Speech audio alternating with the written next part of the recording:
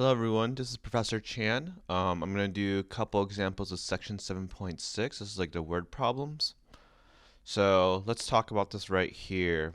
Okay, so I'm going to show you two examples.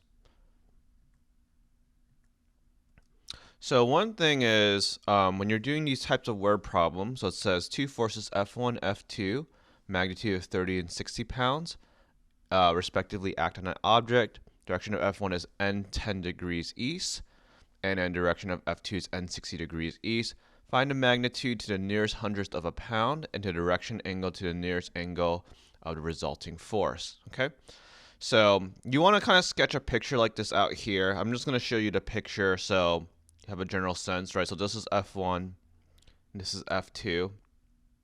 And just one quick thing to remind you when we say like n 10 degrees east, so the idea is you always go north or south first, and then you go by the degrees based on you go on the degrees based on in respect to the vertical. So when I say 10 degrees east, I'm saying 10 degrees to the right of my y-axis. So when I say n 60 degrees east, I'm going from here, and I'm moving 60 degrees to the right. So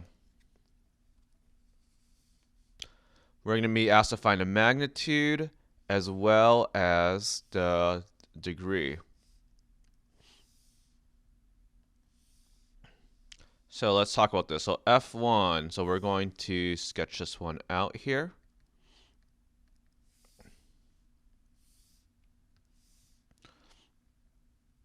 So we have F1, and it is going to be, the force is 30. So remember the way we're going to do this, we're going to do 30 parentheses cosine. Now, we don't say 10 because it's n 10 degrees east. So we're going to do in respect to from my origin. So notice here, this is 80 degrees because I'm doing 90 minus 10. So I do cosine of 80 I plus sine of 80 degrees J.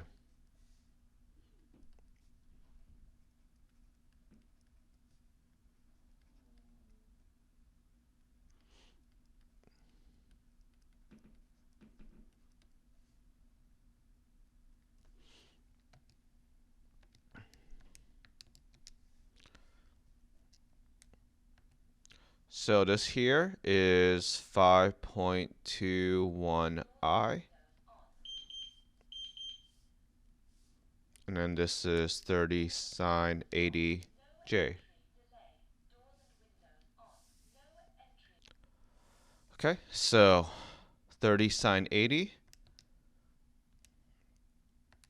I enter that in my calculator and I get 29.54 J. Just remember when you're doing this, make sure you're in degrees. Okay, so yeah, if I type in 30 sine of 80, I get the following here. Okay, so we're going to do F2. We're going to do the vector of the second one. And this is going to be 60 cosine of, now this here, 90 minus 60 is 30. So I'm going to do cosine of 30 I plus sine of 30 J.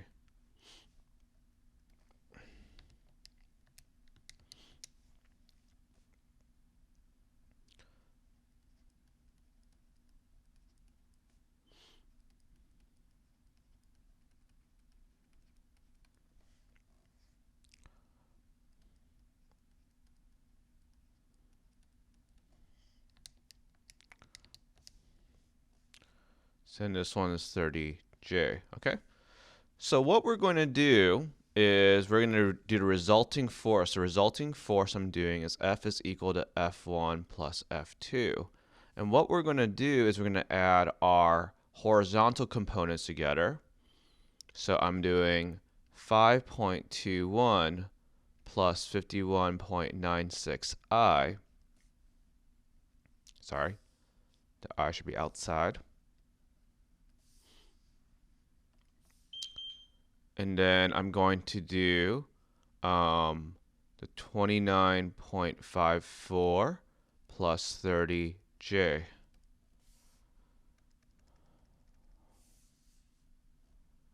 Okay, so this is 5.21 plus 51.96.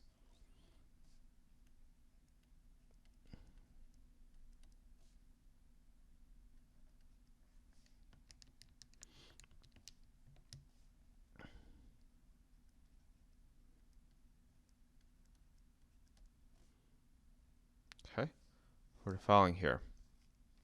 So what we're going to do is we're going to square where we combine them, and we're going to find the magnitude of this, right? So the magnitude of this, right, remember, is I'm going to square each one.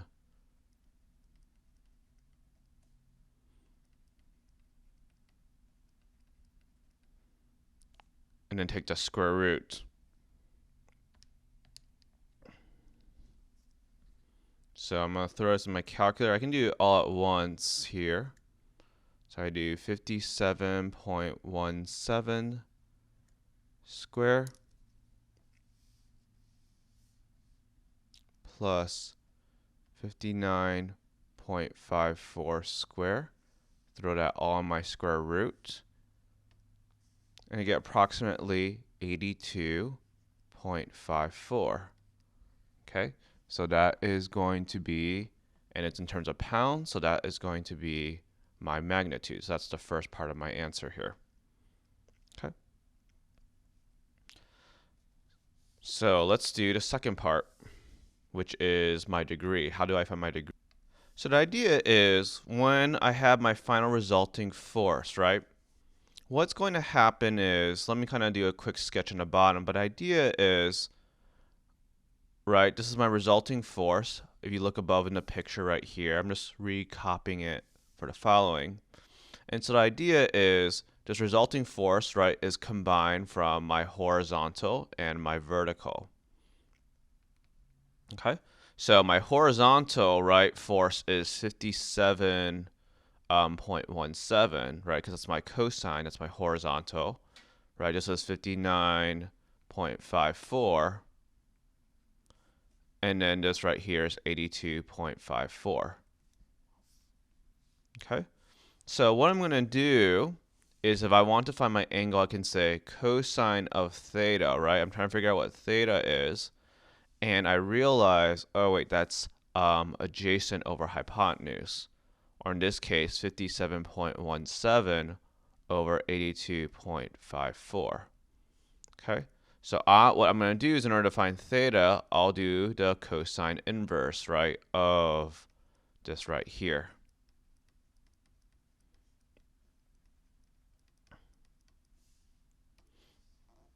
So cosine inverse.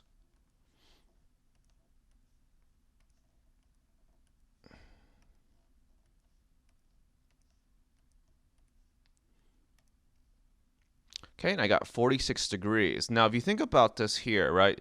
So that's my other answer. Theta is 46 degrees, okay?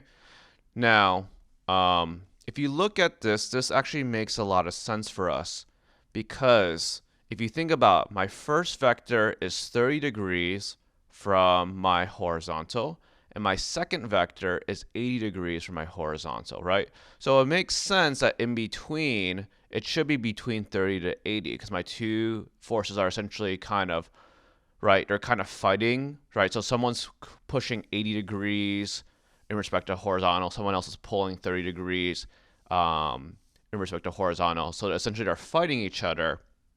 And so my resulting angle should be in between those two forces. Okay, so it makes sense, it'll be 46 degrees, right?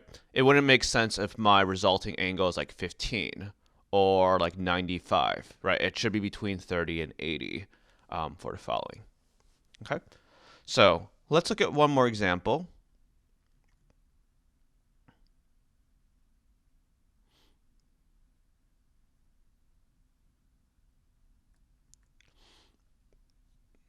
So it says the magnitude and direction exerted by two tugboats towing a ship are 4,200 and 65 degrees east. Okay, so let's slow down and I'm going to draw this one right. This is going to be my first vector.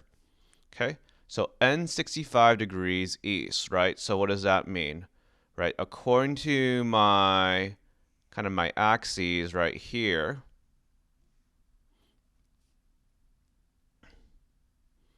okay, so idea is I'm going like this. I'm going 65 degrees east. So right here is 4200. And I have S 58 degrees east.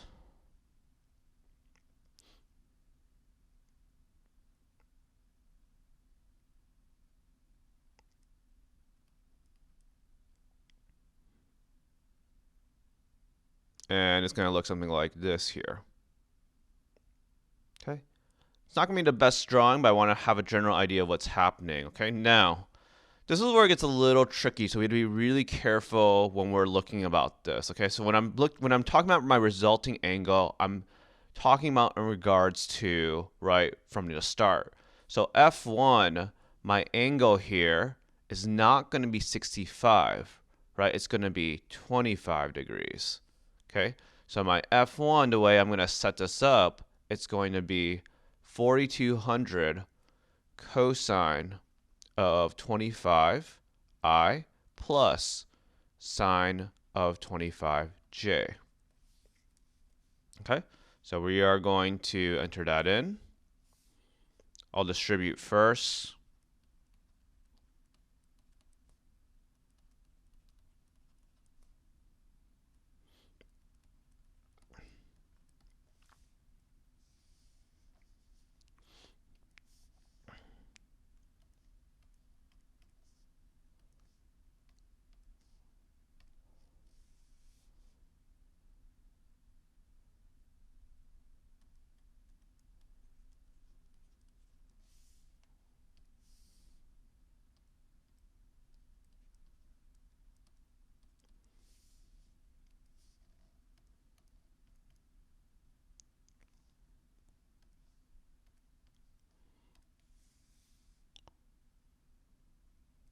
I get 1775.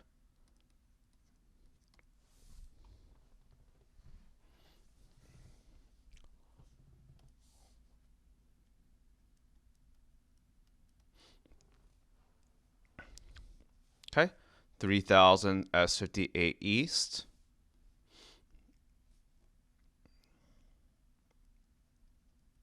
Now this is where we have to be a little bit careful here. So I noticed that I'm not doing 58, right? But if I do, so I realize this angle here in the green is 32. Now when I do my cosine, I'm not doing cosine of 32 because 32 would imply we're quadrant 1, which we're not. We're actually in quadrant 4. So I'm going to do 360 minus 28.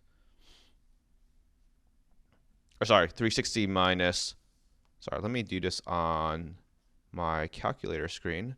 So if I do 360 minus 32,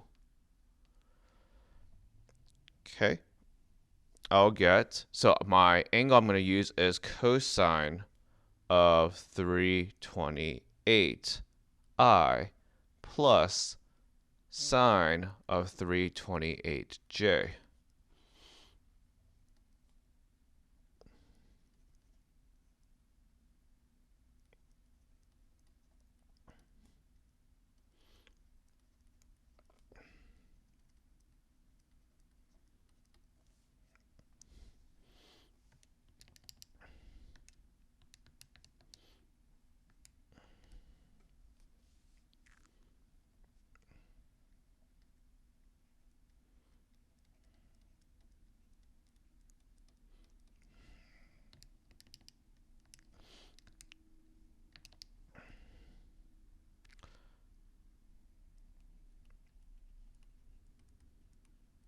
Okay. So we're going to add our two resulting vectors. So we know f is equal to f1 plus f2.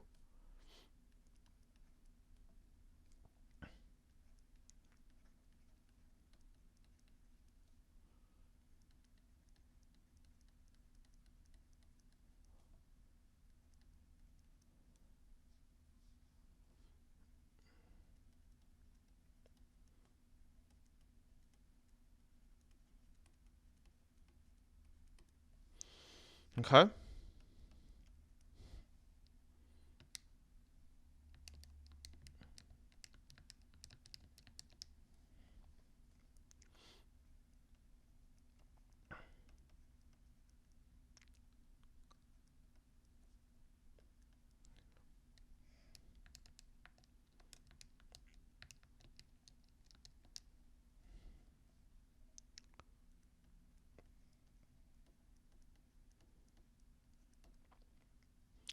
So, and then we're going to find our magnitude.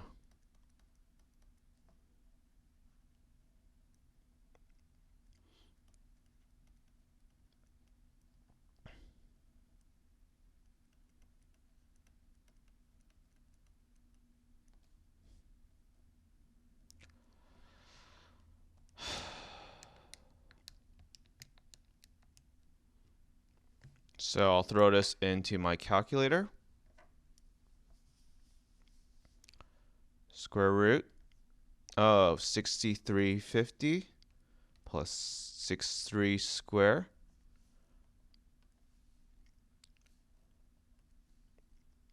plus 185.24 square. And take the square root. And I get approximately 6,353.24. So that is my magnitude.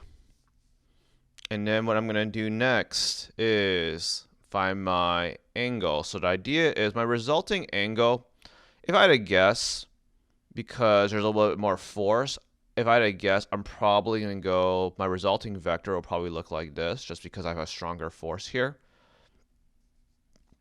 Okay, but somewhere in the ballpark, so it might be a little under my x-axis, might be a little above, but it's going to be probably really shallow if I have to guess. Okay, so we're going to need the following here.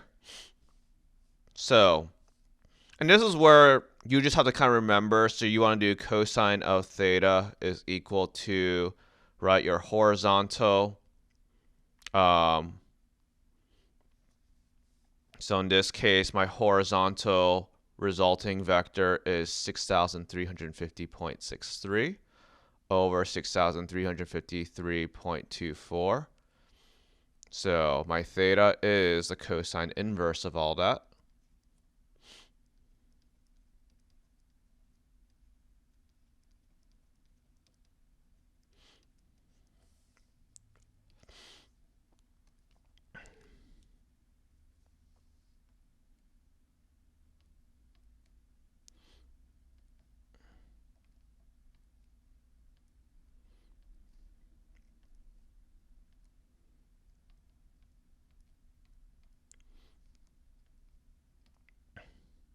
Okay, and I have 1.64 degrees, and you're like, oh wait, that makes a lot of sense, right? Because look at our picture, right? Really close to the horizontal based on my two resulting vectors, okay?